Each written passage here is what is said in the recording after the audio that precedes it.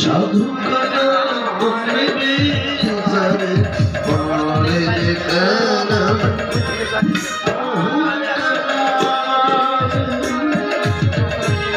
গুরু কানা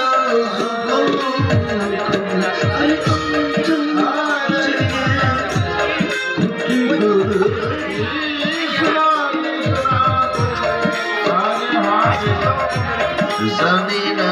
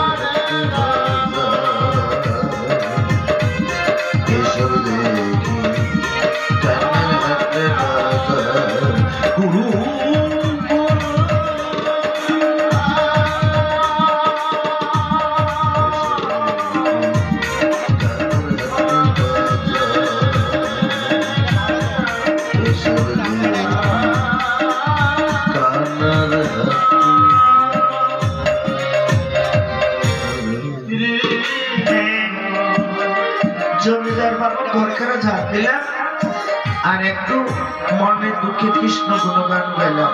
ও মা, জমিদার বাবু সোনার পালঙ্কখানা কেমন জানি ধুলো মলে পড়েছে।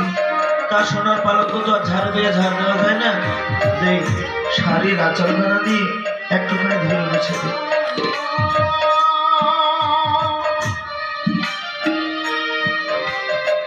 আমি না সেই ছোট থেকেই এই জমিদার বাড়িতে কাজ করে আসছি। জমিদার বাবু সোনার পালঙ্কখানা ধুয়ে মুছে দিচ্ছি, কিন্তু একদিনও একটুখানি বসে দেখিনি কিরকম আরাম, কিরকম আয়েশ করছে। আজ না জমিদার বাবু বাড়িতে আসছে নাকি দেখি তো। জমিদার বাবু, ও জমিদার বাবু, আজ না জমিদার বাবু বাড়ি নাই, এই সুযোগে একটুখানি বসে দেখি তো কিরকম আরাম, কিরকম আয়েশ করছে। একটুখানি বসি। যখন আজের মেয়েটা জমিদার লালা সোনার পালঙ্কে বসেছে, কোনদিন তো আর সোনার পালঙ্কে বসেনি, আর বসা মাত্রই এক সময় আরামা এসে ঘুমিয়ে পড়েছে। অন্যদিকে লালা ছুটে চলেছে ভিখারির কথাগুলো ভাবতে ভাবতে, রজত কন্যার কথাগুলো ভাবতে ভাবতে। ভাবতে বাদ লাগছে,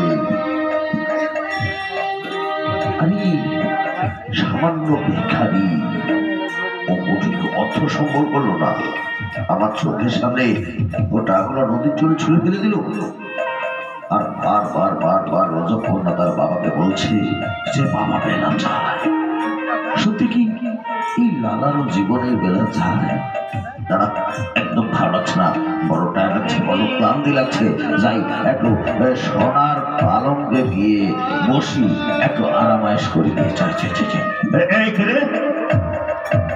যেখানে কোনোদিন কারো সাহস হয়নি জমিদার লালা সোনার পালঙ্কে বসা, আর এই মেয়েটা একবারে ঘুমিয়ে পড়েছে। আমার মেয়ে সুমতি নয় তো, গিয়ে দেখি। আরে বাবা, এটা তো কাজের মেয়েটা।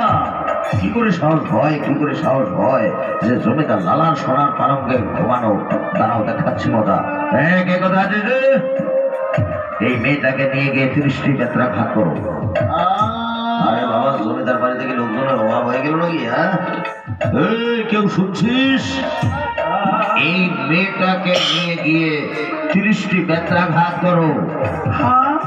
জমিদার বাবু, জমিদার বাবু, আমার বলে হয়েছে, আমাকে ক্ষমা করে দাও, আমাকে ক্ষমা করে দাও। কোনো ক্ষমা নেই তো।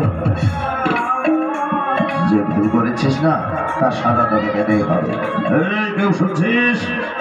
এই মেয়েটাকে নিয়ে গিয়ে 30টি বেত্রাঘাত করো। হ্যাঁ, এই জমিদার বাবু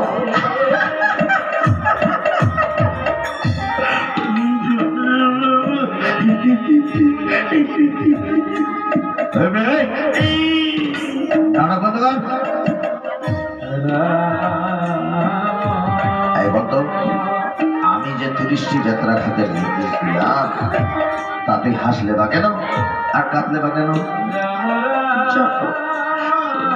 জমিদার বাবু, আমি কেন এসেছি বল।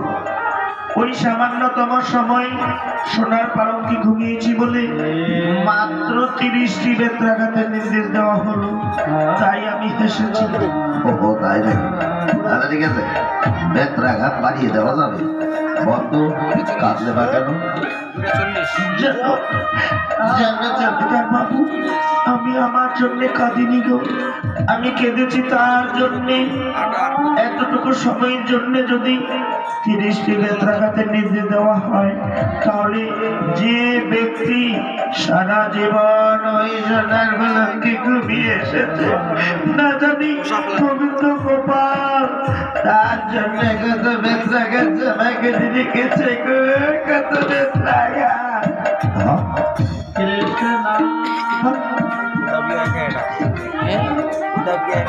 ঠিকই তো বলেছে।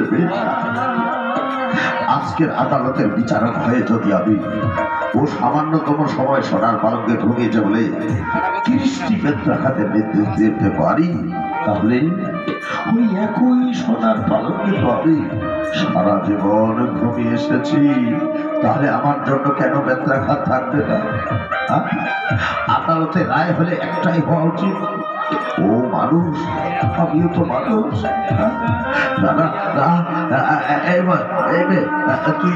তুই আজ থেকে আমার কাজের মেষ রই। তুই আজ থেকে আমার মা। জমিদার বাবু উপহাস করে কথা বলছো? বাবা, উপহাস করে বলছি না, আমি সত্যি সত্যি বলছি। তুই আজ থেকে আমার মা, তুই আমার উপদেশের গুরু। ইচ্ছে করছে তোর 2 চরণ ধরে প্রণাম জানাতে। বাবু, জমিদার বাবু, কি করছো কি বাবু? এই গরিব মেয়ের কথার কোনো মূল্য আছে বাবু? ওঠো বাবু, আমি সোনার পালঙ্কে ঘুমিয়ে দিচ্ছি, এসো বাবু। না রে মা, এই জমিদার লালা আজ তোর সামনে প্রতিজ্ঞা করছে কোনদিন ওই সোনার পালঙ্কে ঘুমাবে না, আর গোবিন্দ গোপালের কাছে আমি বেত্রাঘাত বানাবো না। জমিদার বাবু, মা তুই একা থেকে যা, আমাকে একটু একা থাকতে দে। যা। দেখো না বাবু, এই জমিদার বাড়িতে থেকে থেকে বড় জমিদার বাড়িটা মায়া লেগে পড়েছে। কোনোদিন ভাবিনি যে এটা নিজের বাড়ি নয়, এই বাড়ি থেকে আমাকে তাড়িয়ে দেবে তো বাবু। আরে না, তোরা থাকবি, যা, আমাকে একটু একা থাকতে দে। যা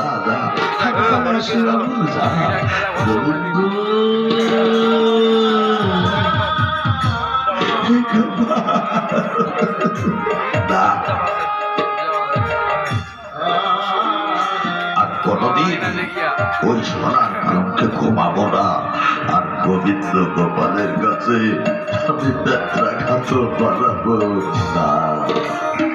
সোনার পালঙ্ক বেদি রেখে যখন ধুলোই গড়াগড়ি জমিদার বাবা, আর অন্যদিকে তারিণী সুমতি দূর থেকে বাবাকে ডাকতে ডাকতে কি জানি কি বলতে ছুটেই করেছে। বাবা, তুমি শুনছো? দেখো বাবা, বেলা তো যায়, এখনো তুমি স্নান করনি, খাওয়া দাওয়া করনি, মা তোমার জন্য ওদের অপেক্ষা চেয়ে রয়েছে। শিগগির বেরিয়ে এসো বাবা, কাচারিঘর থেকে বেরিয়ে এসো।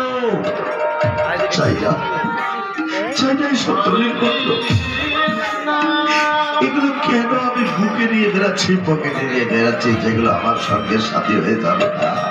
কিচ্ছু না।